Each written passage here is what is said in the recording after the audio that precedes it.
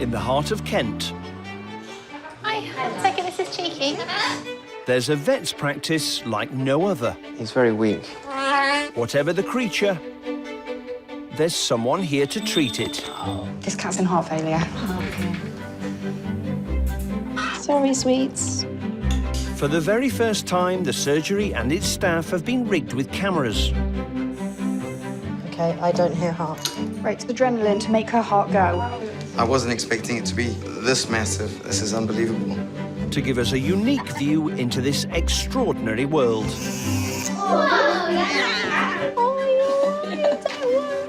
A dedicated team. That looks like it's about to fall off. Saving lives. Yay! Well done. Making difficult decisions. We've got to make sure that we don't get to a stage where he's suffering. And treating animals that others won't. Not every day we see a goat in here. In the clinic today, a badly injured dog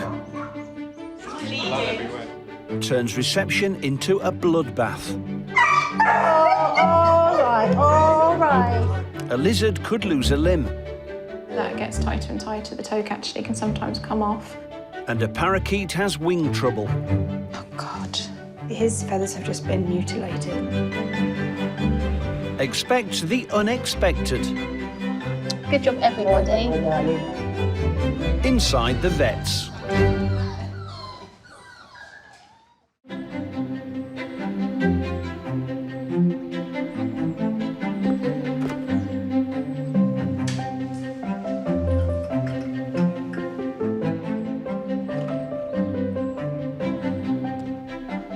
Right, so it looks like we've got quite a hectic morning. On any average day, you get a number of things coming through the door. And I would say every day we probably have something a little bit more unusual. You've got a bitch spay, and Todd? Todd is a non-weight bearing on his left hind. My job on a day-to-day basis is different every day, and I love that. I have to be at my home visit for 1:30, or the farmers who are supposed to be holding the llama will disappear, and then I won't be able to get near it. We do try to keep an eye on what's going on. You know, we have appointments and we try to know what's going on, especially so we can prepare for things. Good morning, Montgomery Vets. How can I help?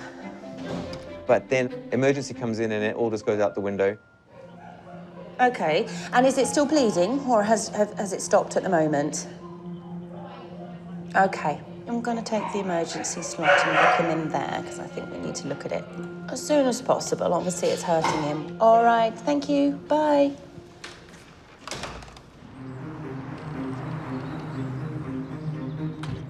Worried dog owners Mike and Michelle have rushed in for an emergency appointment with 6-year-old Murray. Right, just take a seat for now. Thank you.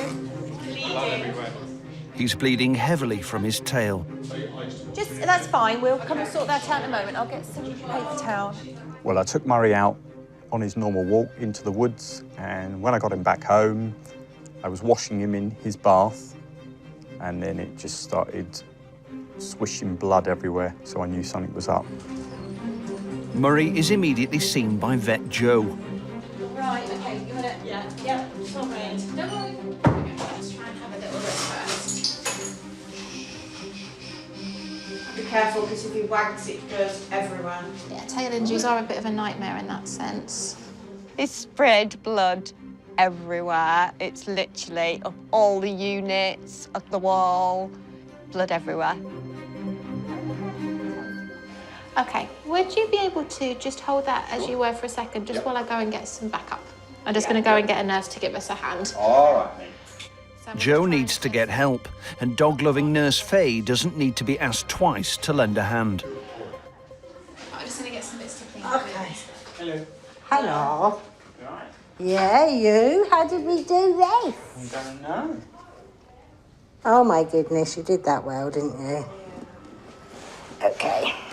You look like you're absolutely covered as well. Yeah. Cried on mine, so... Oh, gosh, yeah, he's degloved it. Basically, the skin had been pulled away from the tissues underneath at the end of his tail, which is very, very painful because it leaves a lot of very sensitive tissue exposed. I've never seen a dog do this before, actually. Sorry, I'm not the best hairdresser. The longer it's left exposed like that and left as it is, the more blood he is losing. All right, all right. Good boy, good boy. Barry. All right, my darling. Good boy, good boy. I don't think we're going to be able to do that much with him awake. No. It's too painful, but we can see what's going on now. I know, sweetheart. All right, darling. Well done. All right, Bubba's a good boy. Once this is covered, it will feel so much better. Okay. Right. Now, should we let him relax? See what happens? See what he does, yeah. Good boy. Okay, let him go, Dad. What's the kidney dish? So, yes, obviously he's got quite a serious injury there, especially with the skin being completely gone. There's nothing we can do to save that tissue now, with the bones being exposed. The best option, I think, would be to amputate it just a little bit above where the injury starts. So it can be difficult, but I'm not sure we've got another option. Luckily, Mike and Michelle have pet insurance. Murray's treatment could cost around £500. The safest option would be to do it tomorrow. Had a little bit of time to get over the stress of today. I agree. Okay, and we'll see you tomorrow. And yeah, just call us if you have any issues this afternoon. Okay. Murray will have the essential surgery on his tail first thing in the morning. I think it's got to happen. It's one that, you know, I'm just resigned to it. It looks horrendous as it is. I'm gutted. I can't believe he's going to lose part of his tail.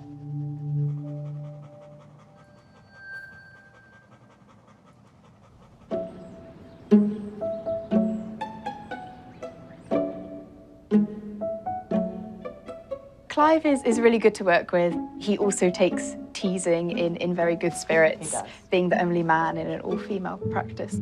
Clive, have you heard Big Shack? Have I done what? Big Shack. Big shout. They often all sort of gang up against me and tease me about something. This song plays at clubs all the time. Yeah, when do you think the last time was I went for a Coke? they all definitely gang up against me being the only guy in the practice. But what about something like Casablanca or like this thing? I haven't heard of either of those. You haven't heard of Casablanca? No. You're making me feel old. One male or female environment, see? Yeah, well, he had it coming. He needs to hire some more guys. Then he. Testosterone. Yeah.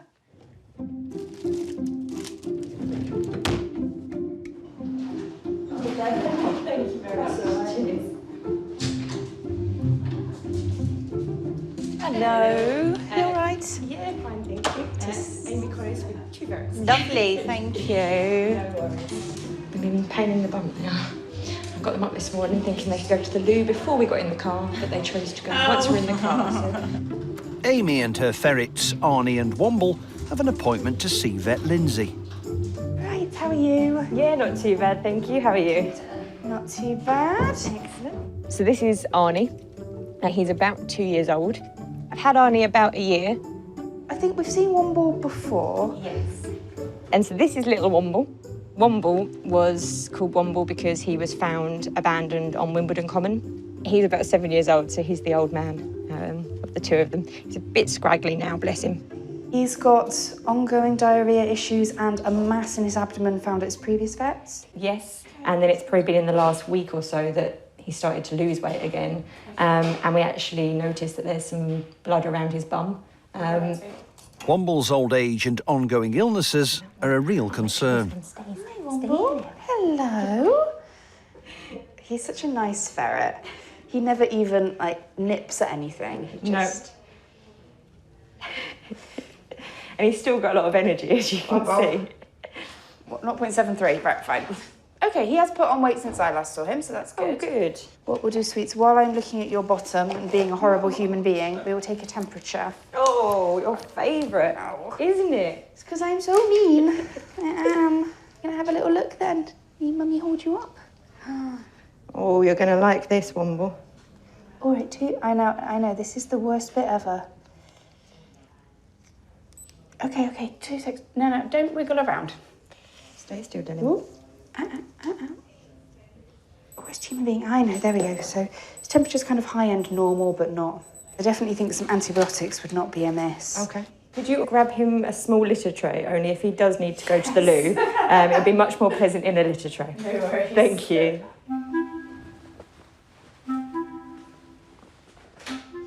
Oh, look at this, babe. This is Womble. This is Auntie. Oh, what's that? Do you need the loo? He's generally pretty good. Like, if he needs to go, he will go. Oh, yeah. Oh. Oh dear, I've got a bit of diarrhea going on, Baba. Yeah, he does. Womble. Thank you. Hiya. Can you go back on the table so you don't fall off, I please? think we should keep that poo. Okay. If you could collect another 2 days at home, and then if we end up having to send a faecal sample, we will. Yeah. And then if we can wait and start his treatment once we've got another 2 days worth of poo, that'd be fab.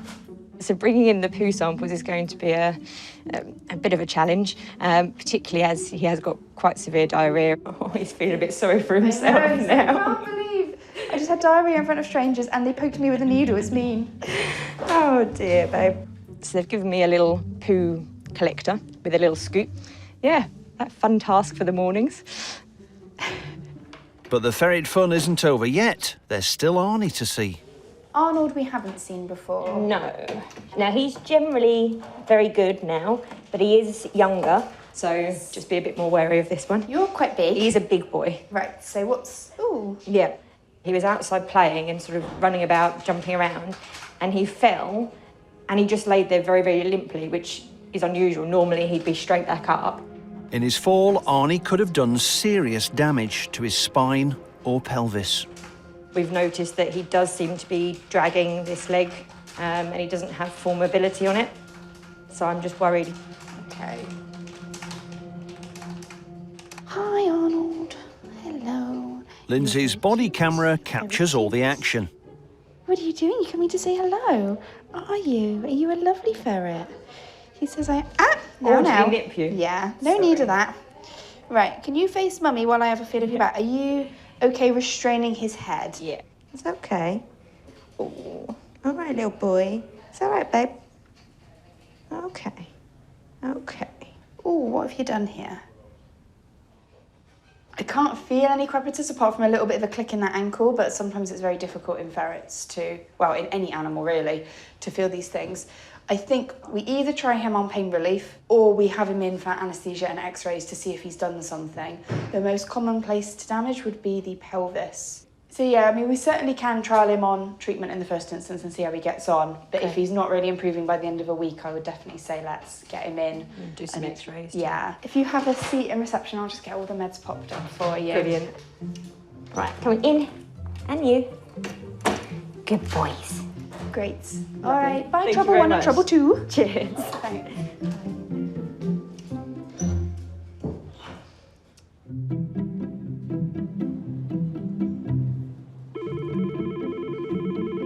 Hi, I've got a spaniel and she hasn't passed anything for a day and a half, so I'm really quite worried about her. What have you got in there? Oh my god. Right, come Yeah. Couldn't cope with anything else, but no. But what's going to come in the door next? We had a porcupine on Sunday when we were on Sunday.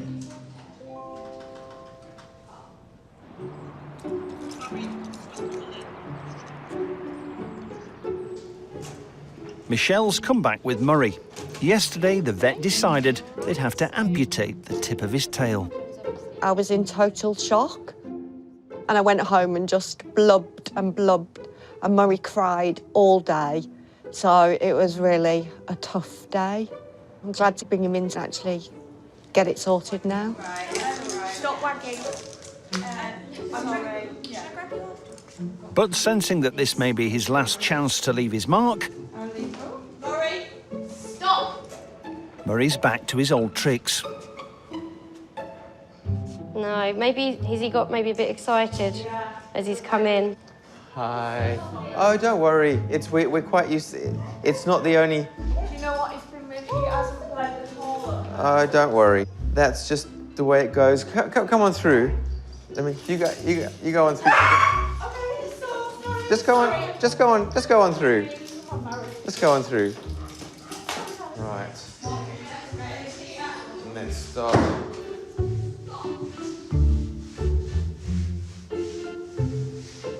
At least the waiting room wasn't full of people. Okay, so I'll take him through, get him all settled. All right. Of course. There's just a sink there if you want to. Come on, darling. Right, let's just get you through, and then your mum can have a little bit of a clean up. I just feel like we're being a bit of a pain, that every time we come in, we redecorate the surgery with blood, and I just feel embarrassed about it. Don't worry. Hopefully by the end of today we won't have this problem. Don't worry, it's fine. Well, the blood is everywhere, and I've worn white, which is, you know, not a great colour. It's a washing machine for the jacket.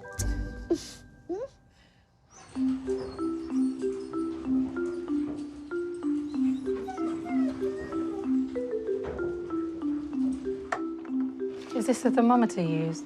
Yeah. Where does it live? I put it in the pot. Oh, you didn't. It I wasn't bloody here. did. I put No, it in the where pot. was this?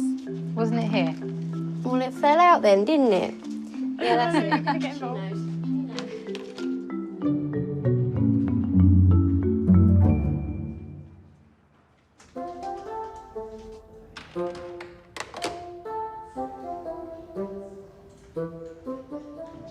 Sally and her daughter Michelle have brought in their pet budgie to be seen by Vet Clive. Hi, come on through. This is our budgie Jill. She's about 6 years old, we think. She was about 2 when we got her. We're not 100% sure. As I said on the phone, I've had birds for a while, but I've never seen this sort of thing before. All our animals, in truth, they are rescue animals, but then that's the ones that really need the homes. When they look at you with them eyes and say, take me home, how do you say no? Mum can't say no. So when did things start to change? She does this thing on her cage where she just taps the edge. Yep. That's why I thought that's what she was doing. So I thought it was flaking. But if you look, it's actually got a curve on it, hasn't it? Jill has a growth that's formed just above her beak. This wasn't a gradual thing, it was suddenly. Okay. And does she live on her own? It was a two, it was a male and a female, which is why she's got the name Jill, because my granddaughter named him Jack and Jill. Okay. But he died So about 3 months ago, so yeah. Budgies are social animals, so they do struggle on their own. What does she eat? Just normal budgie seed. Does she have any fresh things? We've tried her, but she doesn't really entertain it. We do call them seed junkies. Seeds are like sweets. We actually recommend that birds have less than 20% seed in their diet, if any at all. Right. But in the UK, for some reason, and because they like it, I think we've sort of fixated that they eat seeds. I'm just going to cover this while we're chatting because she's getting herself worked up. Yeah. This problem, I think, is probably hormonal. Hormones and things are all related to environment, and we can't change a lot of our environment, but we can change the food. So what I'm going to do is going to close this window to stop sounds coming through. Budgies can die from fright. I know. I might not give a full exam. I might stop in the middle because it's too stressful. Is she quite bonded to you? Because if she is, it's better if you're not in the room when I examine her. Oh, okay. You were the person that takes her away from here rather than the person that helps hold her down. Yeah. Okay, no, that's fine. I'm always the bad guy. She's always the bad guy. Yeah, there always has to be someone. Okay. Right, I'm going to catch hold of her now, so I don't... I'll go. Okay. With Sally and Michelle outside, Clive can examine Jill and try to gently remove the growth on her beak. Right. Come on, little Jill. Just you wait. There you go. There you go. Good girl. I'm sorry. I'm sorry. I'm sorry.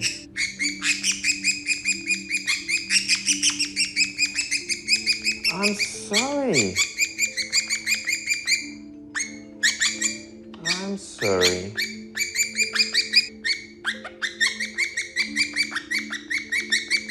Okay. Okay, that's about all we're going to have to do. Okay, you're getting a bit too stressed. Mind your toes, mind your toes.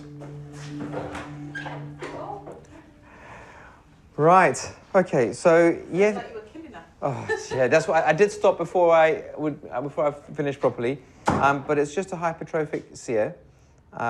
So you can probably do that. It's not smooth, but you can probably do that at home to a little degree. Despite Jill's protests, Clive has removed the growth that was affecting her breathing. But he's spotted something else that could be more sinister. She's got a reasonably large lump on her chest. So these are the two options. The one option is that we just monitor at home and make sure it's not changing, or we can look further. I think I'd rather know. No, I think that's absolutely fine. Clive needs to take a sample to find out if it's something sinister. She's actually much calmer now. It's not. Okay. I'm sorry. I know.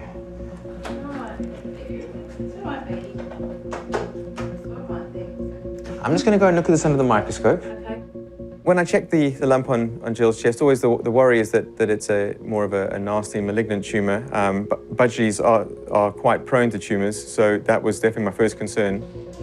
Sally and Michelle have a tense wait while Clive examines the contents of the lump.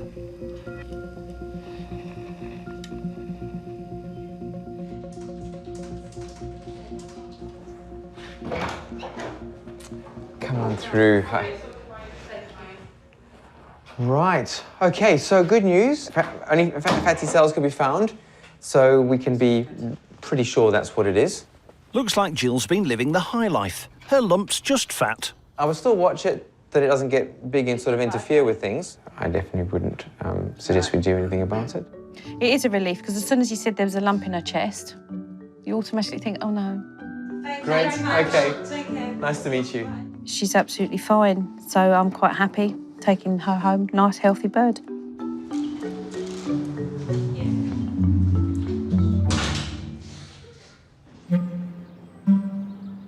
Good girl.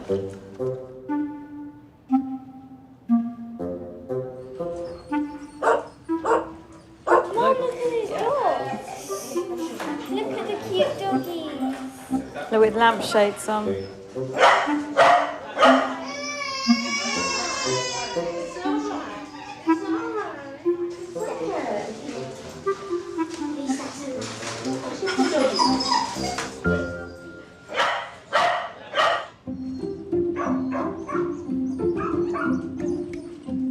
Good boy. Oh, are you sleepy? Are you a bit drunk?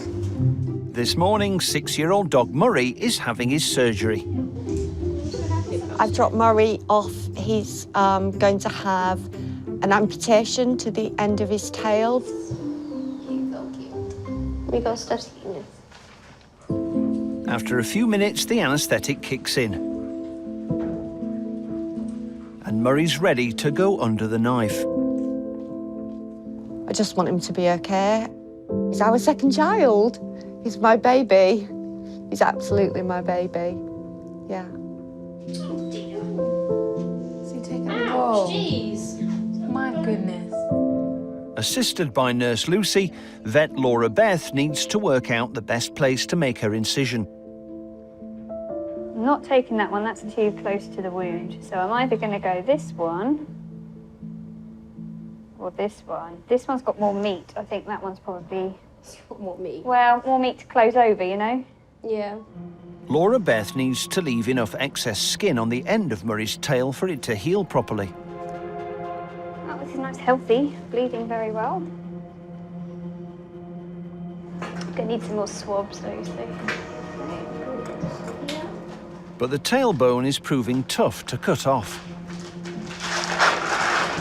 You got a good blood supply.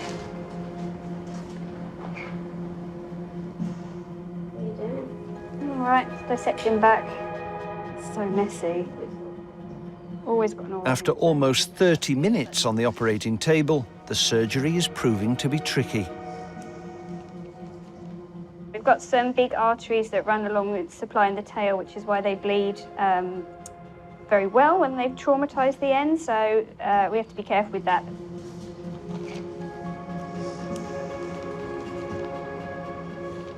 We've already come across quite one large artery, which I've got clamped off, which we'll need to make sure we tie off.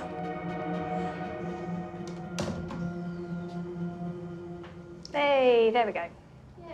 Okay. Finally. Finally, that did not want to come off.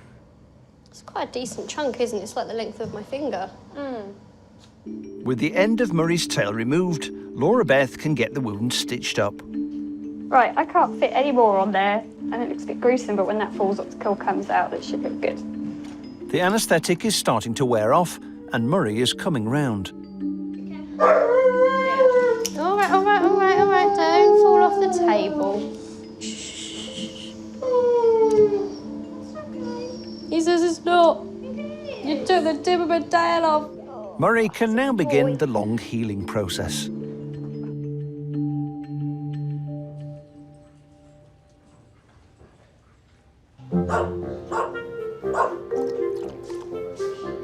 My first pet was a grey pussycat. She was called Misty. Oh, I once had a client who all his cats were named after teas. He had Lapsang. Chai. I don't think he had a Chai, he had Assam. My first that I can probably remember was probably my dog, Buddy. We had a Rottweiler. He had Lapsang. He did not have fingertips. We decided to name the practice after our first cat, Montgomery, and unfortunately he was killed on the road.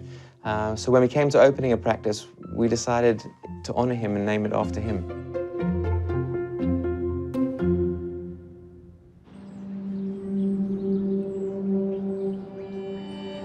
Amy and her mum Maggie have brought back Arnie the ferret, who's been having trouble with his back legs. A couple of weeks ago, Arnie was playing about and he fell over, and then we noticed that when he was walking, he was dragging his back leg. After 2 weeks of painkillers, there's been no improvement. It is, yep. So now Arnie needs to be sedated and have x-rays done to see what's wrong. Obviously, when you drop an animal in and then you have to sort of wait to hear what's going on, it's always a bit sort of nerve-wracking. Great stuff. Thank you very much. Thank you. See you later. Just a question really of, you know, trusting the vets to do everything right and then find out what's wrong, and then we can actually get a course of action to go from there. Hello, Arnold. Hello. First, Vet Joe, along with Nurse Leah, give Arnie some anaesthetic. Oh dear. I'm sorry. Oh dear. Ferrets are so lively that they won't keep still for a second, so Arnie needs to be put under to get x-rayed. Oh, good boy. Just over 30 minutes later, Joe, with Nurse Lucy, can take Arnie's x-rays. Okay, so...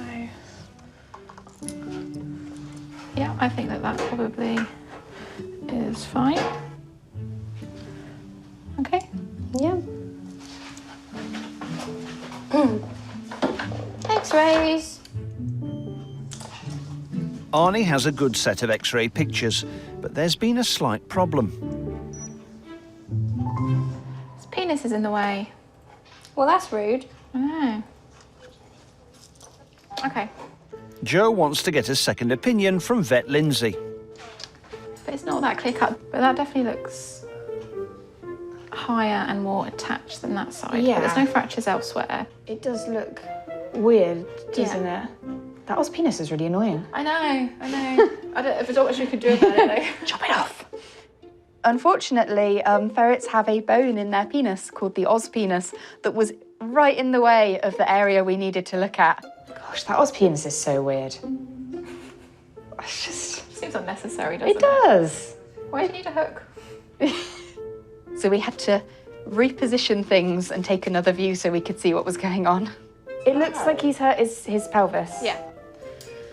Okay, well that's nice. At least there's an answer that's not life-threatening. Okay, he can wake up. Later that day, and Amy's come back to collect Arnie. He's a bit sleepy. I've just woken him up. Sorry. Right, so I thought I'd just show you the x-rays quickly. So basically this is his pelvis, and this is the ilium here, this bone, either side. Right. So you see how this one is nicely attached? and that one's not. Yeah. So you think that is essentially the problem, but because of where it is, there's no way of stabilising that because you'd have to drill into spine, and it would be bad enough on a dog, but on something small, you've got no chance. What we need to do is keep him really strictly rested for 6 to 8 weeks, which is, I know, really hard on a ferret, and he won't like it. But it's the best way to get things healing. No running around, no playing. No climbing. Oh, he's going to be miserable. I know. Okay. And if we could see him back anywhere in the 5 to 10 day range, but if I could check him back after his anaesthetic and just to feel his pelvis again. Okay, well that makes sense then. Great. Excellent. Lovely. Thank you. You're very welcome. I'll see you next week. Yes, brilliant. Okay, bye, Thank Trouble. you. Thanks.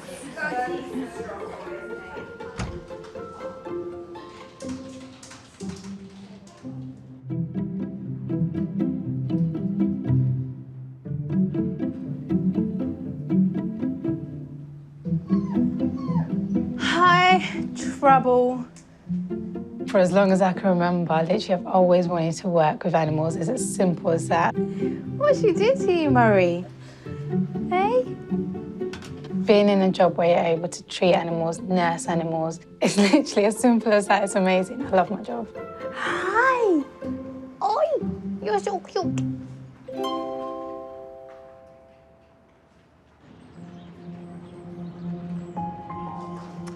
Albie, please. Doreen and her daughter Teresa have brought their new Quaker parakeet, Albie, to see vet Lindsay. Hello. Right, what can we do for Albie today? His feathers out. I've only had him since Monday. My son got him online because I lost my husband in November for company. I know it could be to do with stress. Every minute of the day is just pulling. I mean, I think the first thing I should warn you is that feather plucking can be an extremely complex thing, and it can become very expensive to try and find out what's going on depending on what we have to do with him. Dave was in such a hurry to get at me one, wasn't it? Because with hubby dying in November for company for me. Yeah. I was going to have a dog, but then I thought that's going to be a tie, so I went for a bird. In some ways, birds are even more difficult, to be honest, than dogs and cats, because they are so clever. You know, a bird like this has got the mental age of a 3-year-old child. No, Albie. That was the thing. No, Albie. Do you think he does it when you're out of the room? He does it all the time. Because he only had this bit here to start off with on Monday, but it's all the way around now. Right, what I'm going to do, I'm going to take him out the back so that we can examine him with some oxygen around. Do you want to have a seat in reception where there's 2 seats for you? Yeah. I'll take Albie through and I'll come and get you in just a second. Lindsay's so worried about Albie's wings that she wants vet Joe to take a look with her. Hi. So Taylor, do you want to take this and just hover it in his general direction? I think he's been clipped from the looks of things. Joe and Lindsay can see that Albie has been wing clipped. The wing has been cut to try and prevent the bird from flying away. That looks like a bad clip to me. Oh, God. That's a really, really bad clip. Can I get a picture of that a sec?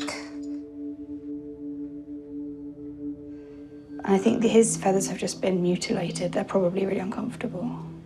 It was upsetting when we saw what had been done to his wing and that it was causing him issues. It was quite sad. Hi, do you want to pop back through? Right, so, given Albie kind of a full once-over, one of his wings has been clipped, and they do that to stop them from flying. But the way they've done it is very bad and is going to be quite uncomfortable for him. I've got some pictures I can show you of him with his wings stretched out. I think they've just got a pair of scissors and just gone down. That's going to be uncomfortable for him until he molts and replaces those. Although the clipped feathers will molt and grow back in around 6 weeks, Albie's emotional scars will remain. And that may be enough to cause the feather plucking because, I mean, number one, I wouldn't recommend wing clipping generally because it takes away a natural behaviour and it's very frustrating for them. I certainly think that wing clipping causes a lot of psychological issues for birds being denied a natural behaviour. The process of wing clipping is not painful, it's more what happens to them afterwards that's the the upsetting bit. We can try him on some anti-stress treatment, basically. We can get something called a pet remedy plug-in, which is just designed to help them calm down and create a more happy emotional state, and some anti-inflammatories to make his skin less sore, as his skin is very, very sore at the minute. Poor Albie, you've not had the best start, have you? Thank you very much. You're very welcome. Thank you. Well, good luck with him.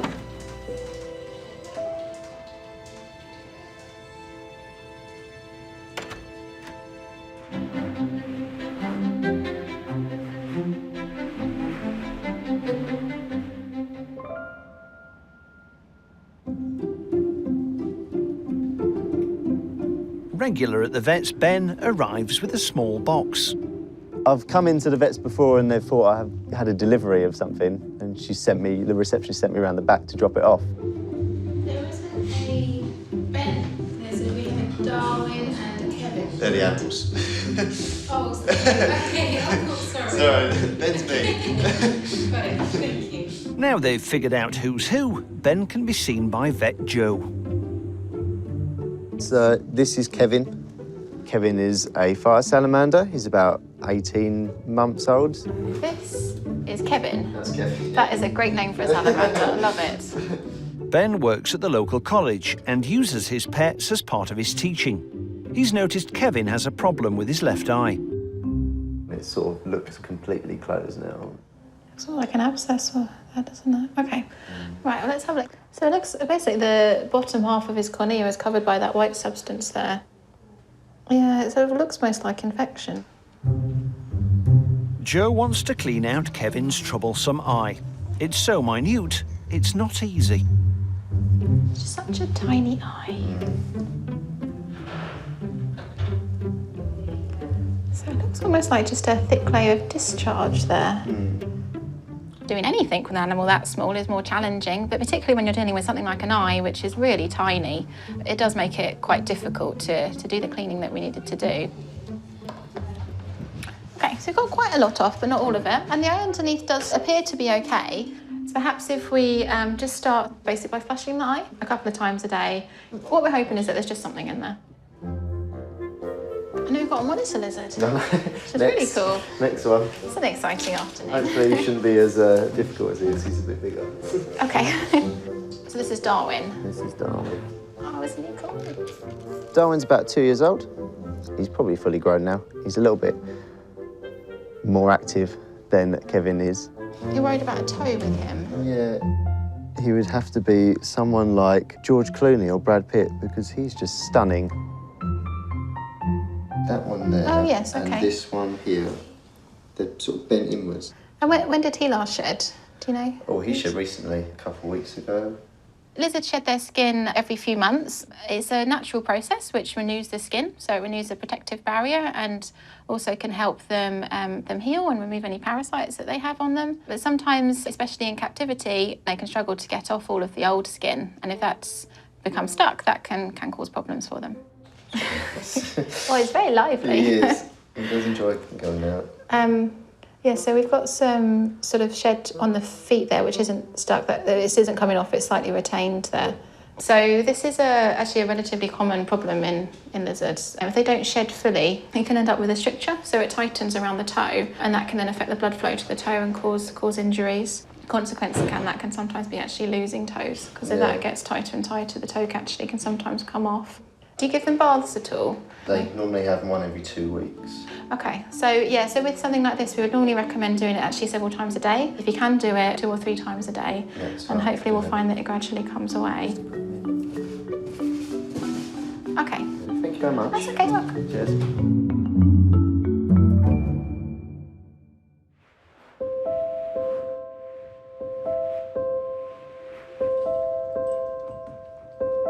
Murray has had surgery to remove part of his tail.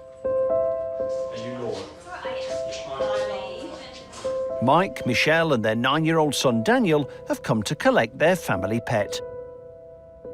I was thinking about Murray most of the day at school. Murray means a lot to me. I got him when I was 4 years old and yeah, he's like my brother. And yeah, I love him a lot. He's got a big bandage on the end of his tail, which is held. It's all right. It's staying there because he's a very happy dog, and the tail's wagging. Yeah. Tails are a pain to heal. Yeah, it's just because they've got such good circulation. It just tends to try and keep it still. Yeah, which is easier said than done. When he's happy and he's in a good mood, you might be all right for the next day or two because the anaesthetic's still sort of kicking in, so he might be more sort of likely to just sort of sleep and snooze. But Mike, Michelle and Daniel still have one last thing to do. This, a gesture, because of your redecorated reception. We did have a bit of a clean up this morning. Just say sorry. Oh no, that's okay. Oh, it was very kind of Enjoy. you too, but thank you very much. Thank you. You're very welcome. Yes, all good. Thank you very much, by the way. Fine, 12:30. That's my phone. Murray! There you go. All right. Roger. And it's still wagging. And it's still wagging. Hello, Murray. It's not stopped, has it? We need to bring him back every 3 days to get his dressing changed. I'm hoping that there won't be any earlier visits than that. I feel a lot calmer. All the stress has gone. I'm just really happy that it's all over. No more blood.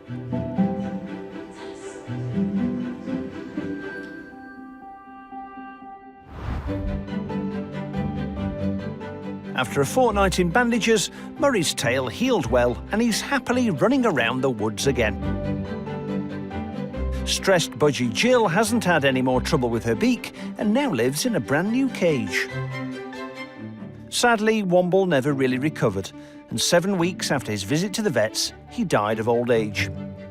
But big boy Arnie's leg is getting better and he's back to his old self again.